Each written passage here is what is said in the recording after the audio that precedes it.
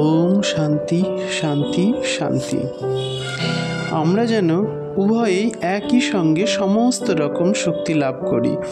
আমাদের উভয়ের পঠিত বিদ্যা তেজময় হোক। আমরা যেন কোথাও কারো কাছে পরাজিত না হই। আর আমরা সারা জীবন যেন পরস্পর ভালোবাসার সূত্রে আবদ্ধ থাকি। আমাদের মধ্যে যেন কখনো হিংসা না আসে। হে পরমাত্মা, আমাদের ত্রিতাপ জ্বালার উপশম হোক।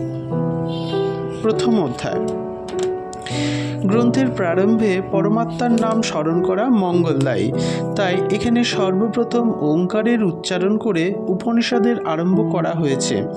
এই কাহিনী সেই সময়ের যে কালে ভারতবর্ষের পবিত্র আকাশ যজ্ঞোত্থিত ধূম এবং তার পবিত্র সুগন্ধে ভরপুর থাকত। ত্যাগী মুনি ঋষিদের দ্বারা গীত বেদ মন্ত্রের দিব্য ধ্বনি 10 দিক মুখরিত করত।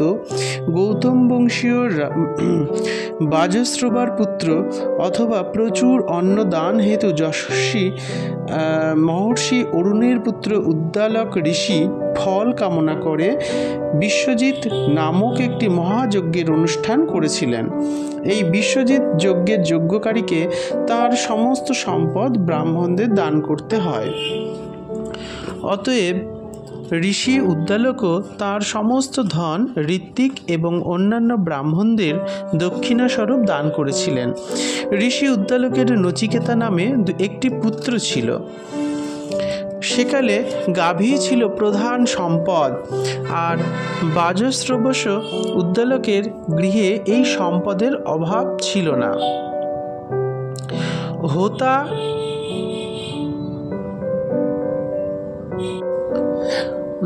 অধৈর্যু ব্রহ্মা আর উদ্গাতা এই 4 জন প্রধান ঋত্বিক অন্যান্যদের চেয়ে বেশি সংখ্যক গাভী দান রূপে পেতেন। এইরূপ নিয়মই সেকালে প্রচলিত ছিল বলে মনে করা হয়। তারপর প্রশাস্তা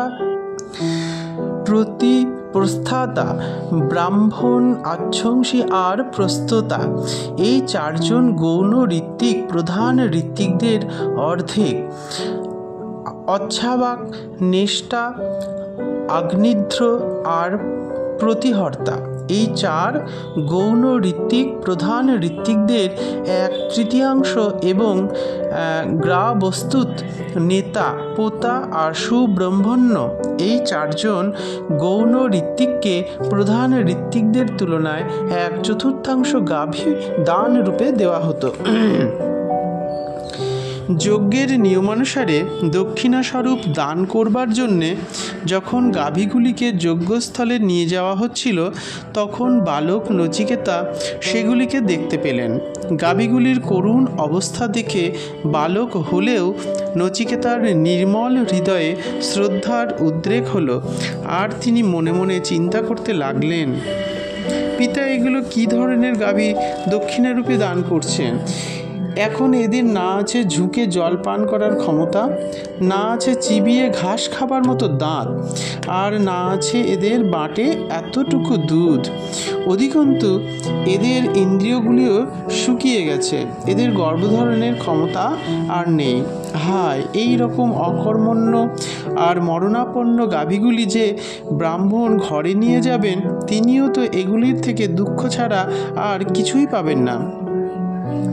অন্তত এমন বস্তু দান করা উচিত যা নিজের কাছে যেমন সুখকর, প্রিয় এবং উপযোগী, তেমনি সেগুলিকে যাকে দান করা হচ্ছে তার কাছেও যেন সুখকর এবং উপযোগী হয়।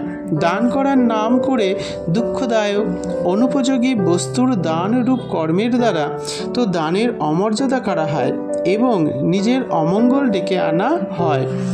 এর ফলে দান গ্রহণকারীকেও বঞ্চনা করা হয়। এই ধরনের দানে দাতার সেই সব নীচ জনিতে আর নরকাদিতে গতি হয়, যেখানে স্বর্গসুখ তো দূরের কথা, সুখের চিহ্ন মাত্র নেই। পিতা তাহলে এই দানে কি পুণ্য লাভ করবেন?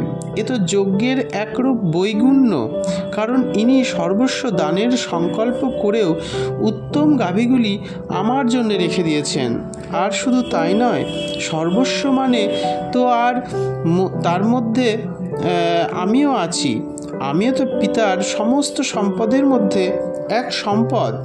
আমাকে তো ইনি কারো কাছে দান করেননি, কিন্তু আমি যেহেতু এর পুত্র, একে এই অনিষ্টকর ভবিতব্য থেকে রক্ষা করা আমার কর্তব্য। নিশ্চিত অনিষ্ট থেকে তাকে রক্ষা করার জন্য পুত্র হিসাবে আমি নিজেকে উৎসর্গ করব। এ আমার ধর্ম। নচিকেতা তার কর্তব্যে নিশ্চিত হয়ে পিতাকে জিজ্ঞেস করলেন, হে পিতা, আমিও তো আপনার এক সম্পদ, সুতরাং আপনি আমাকে কাকে দান করছেন? একথা শুনে তার পিতা কোনো উত্তর দিলেন না। তখন নচিকেতা পুনরায় জিজ্ঞেস করলেন, পিতা, আপনি আমাকে কার হাতে তুলে দিচ্ছেন? পিতা এবারও তার কথাকে উপেক্ষা করলেন, কিন্তু ধর্মভীরু এবং কর্তব্যে সচেতন নচিকেতা থাকতে পারলেন না। তিনি তৃতীয়বার আবার জিজ্ঞেস করলেন, পিতা, আপনি আমাকে কাকে দান করবেন?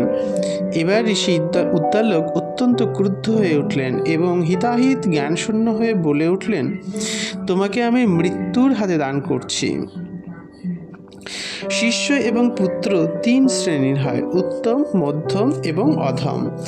যে শিষ্য বা পুত্র গুরু এবং পিতার মনের কথা বুঝে তাদের আদেশের অপেক্ষায় না থেকে তদনুরূপ কার্যে তৎপর হয়, তারা প্রথম শ্রেণীর সেবক। যারা তাদের আদেশ পাবার পর আদেশ পালন করে, তার মধ্যম শ্রেণীর বা দ্বিতীয় শ্রেণীর সেবক। তারা মধ্যম শ্রেণীর বা দ্বিতীয় শ্রেণীর সেবক। আর যারা মনের কথা জেনে বা আদেশ পাবার পরও সেই মতো কাজ করে না, তারা তৃতীয় শ্রেণীর সেবক বা অধম শ্রেণীর সেবক। আমি তো পিতার বহু শিষ্যের মধ্যে প্রথম শ্রেণীর আচরণ পরায়ণ, কারণ তার আদেশের আগেই তার মনের কথা বুঝে নিয়ে কাজ করে দিই। আবার অনেক শিষ্যের মধ্যে মধ্যম শ্রেণীরও বটে, কারণ মধ্যম শ্রেণীর আচরণও করি, কিন্তু আমি অধম শ্রেণীর আচরণ তো কোনোদিনই করিনি। আদেশ সত্ত্বেও আমি কর্তব্য সম্পাদন করিনি, এমন কোনোদিনই হয়নি। তবে আজ পিতা আমাকে এমন কথা বললেন কেন?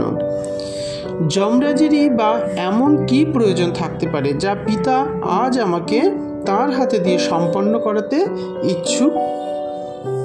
শুনুন পিতা, আপনি পিতামহ আদি পূর্বপুরুষদের আচরণ দেখুন, আর বর্তমানকালের অন্যান্য শ্রেষ্ঠ ব্যক্তিদের আচরণও দেখুন।